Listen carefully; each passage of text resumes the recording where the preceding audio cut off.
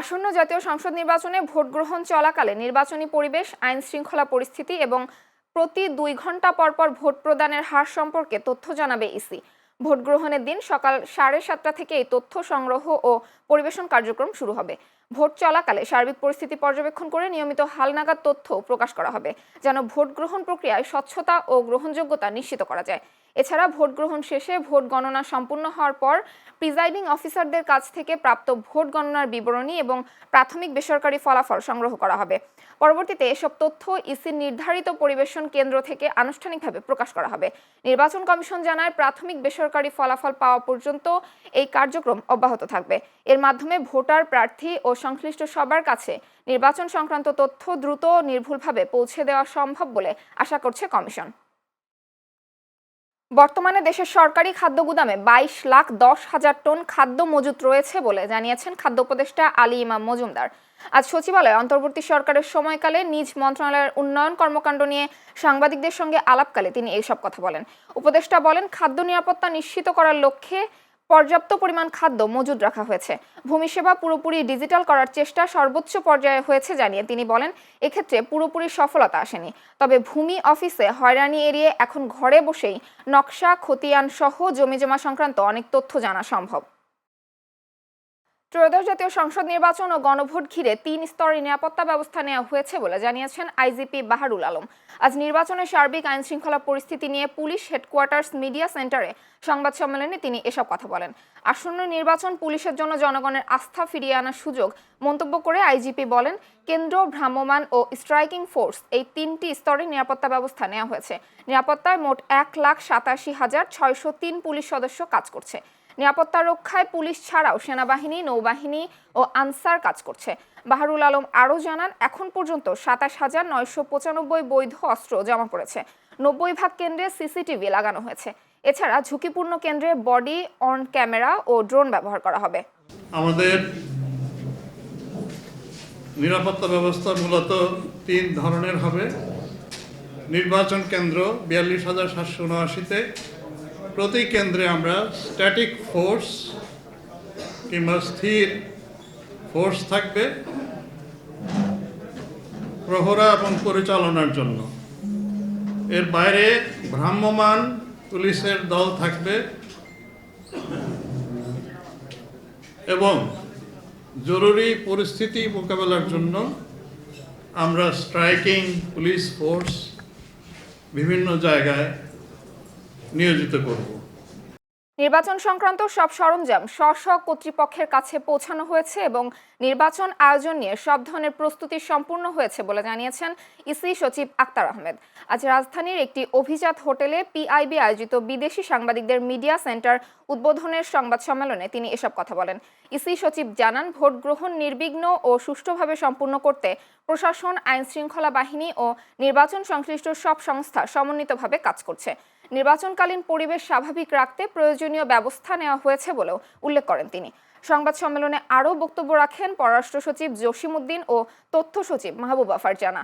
এ সময় দেশি বিদেশি বিভিন্ন গণমাধ্যমের সাংবাদিকরা উপস্থিত ছিলেন। একটা সত্যনিষ্ঠ একটা পেশা আপনারা প্রমাণ করবেন।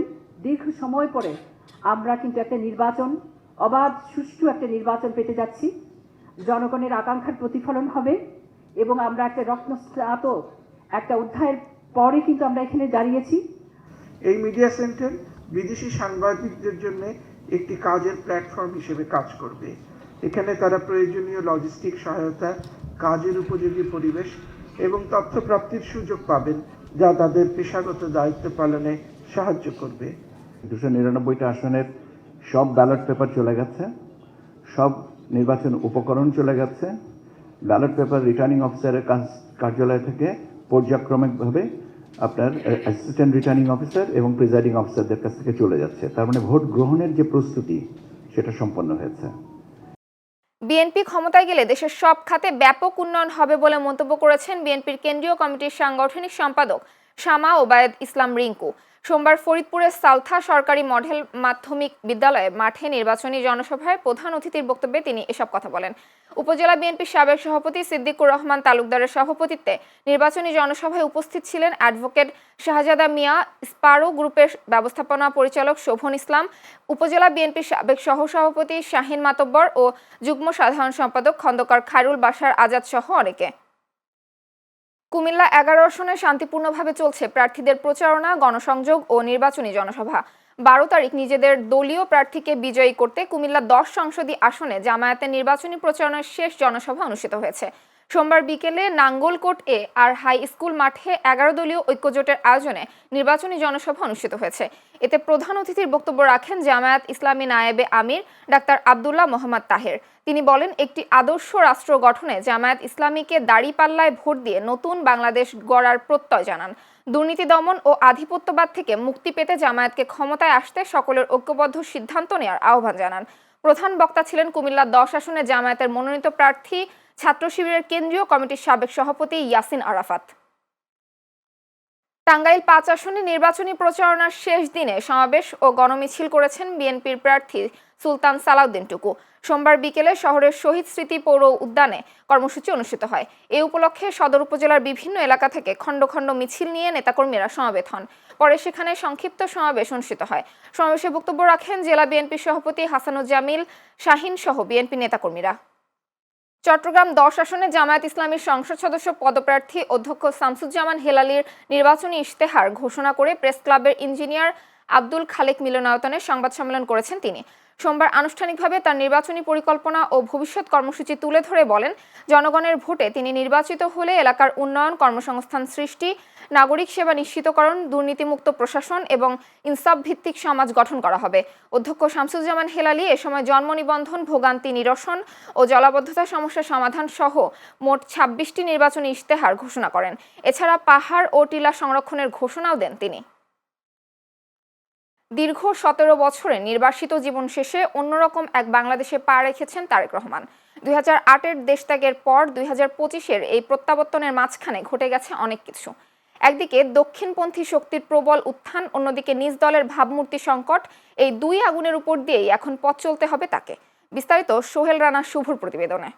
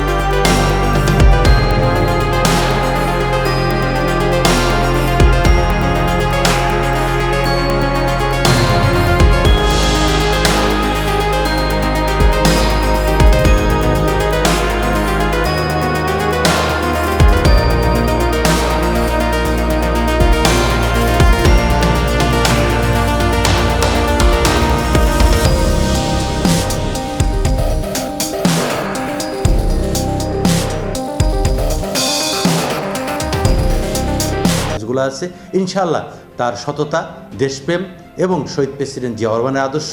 17 বছর তারেক রহমান সাহেব আমাদের দেশে ছিলেন না, কিন্তু তিনি তার শরীরটা ছিল দেশের বাইরে, কিন্তু তিনি কিন্তু মানসিকভাবে দেশেই ছিলেন। কারণ প্রতিটা মুহূর্তে, প্রতিটা সেকেন্ডে আমাদের প্রতিটা নেতাকর্মীর সাথে তিনি কথা বলেছেন, কাজ করেছেন এবং আমাদের কর্মসূচি দিয়েছেন। শুধু আমাদের সাথে না, দলের বাহিরেও এখানে বুদ্ধিজীবী, এখানে বিভিন্ন কালচারাল সংগঠনের মানুষজন বা বুদ্ধিজীবীদের সাথে, বিভিন্ন রাজনৈতিক দলের নেতৃবৃন্দের সাথে তিনি তো প্রতিনিয়ত কথা বলেছেন।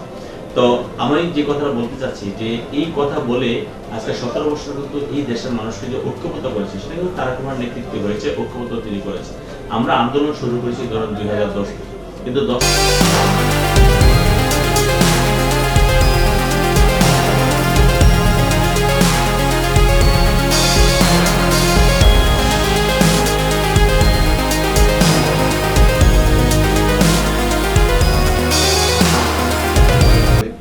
ধর্মীয় মূল্যবোধ, শিক্ষা, সংস্কৃতি সহ সকল বিষয়ে তিনি দৃষ্টিপাত করেছেন। যারা বিরোধী দল হবেন তারাও যেন গণতন্ত্র চর্চার জন্য সংগ্রাম করেন, আর যারা ক্ষমতায় থাকবেন তারা যেন গণতন্ত্রের কণ্ঠরুদ্ধ না করেন, নাগরিক অধিকারকে যেন হরণ না করেন।